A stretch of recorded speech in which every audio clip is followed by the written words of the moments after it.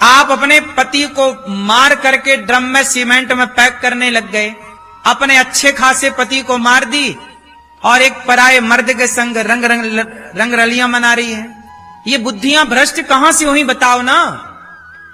आप क्यों नहीं समझते वेश क्या है? ये इमारत बनी है तो इसकी नींव मजबूत है तो ये टिकी हुई है। यदि ये वेश कमजोर होता फिर टिकी ना रहती।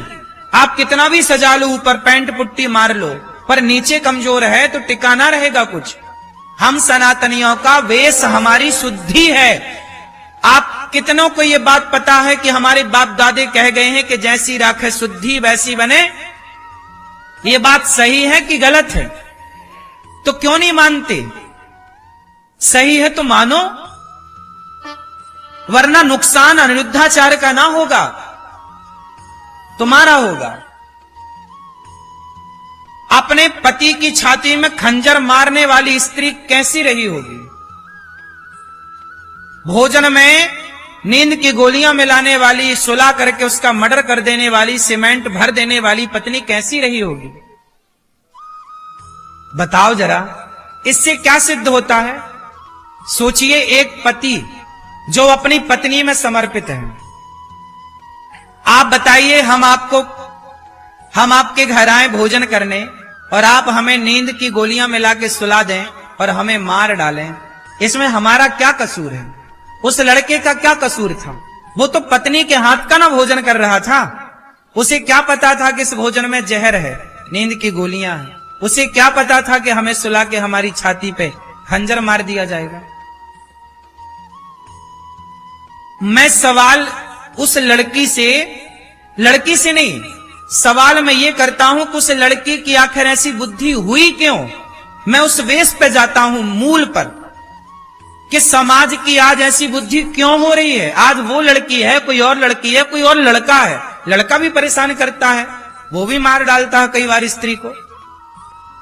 क्यों? सवाल ये है कि आदमी, हम सनातनी हैं, हम लोग ना चूहा को भी नहीं मारते, मच्छर को मारना पाप समझते हैं सनातनी लोग। गाय को रोटी निकालते हैं, कुत्ते को रोटी निकालते हैं। बोलो हाँ, हम चींटियों को आटा डालते हैं।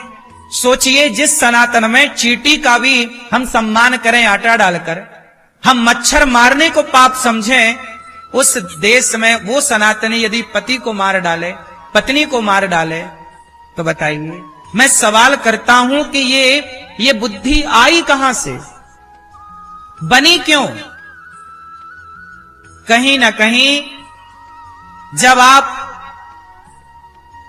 सत्संग से हट जाते हैं, आप जब चरित्रहीन हो जाते हैं। वो लड़की क्या थी? चरित्रहीन हो गई ना, गैर मर्द के साथ घूम रही है, अपने पति को हटा दिया सा रास्ते से। ये गैर मर्द के साथ, अच्छा बताओ, सीता मैया रावण के साथ चली गई, चुरा के ले गया।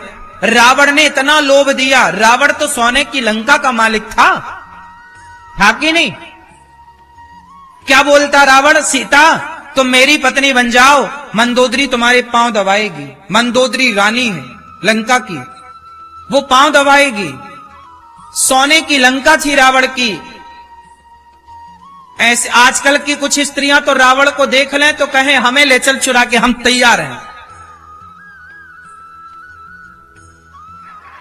आज तो खुद लोग भाग के उसके विमान में चढ़ जाएं। आज यदि रावण होता तो उसे चुराना ना पड़ता, ये कुछ स्त्रियां दौड़ दौड़ के चढ़ती उसके विमान में। नहीं, लेकिन सोचो माता सीता के बारे में कि सोने की लंका में रहकर आ गई माता सीता। इतना उसने प्रलोभन दिया, इतना प्रलोभन दिया, लेकिन धन्य है, ये नारियों को सीखना चाहिए कि सोने की लंका को लात मार के बनवासी राम के संग रहने सीता मैया आ गई। पति कितना गरीब हो, लेकिन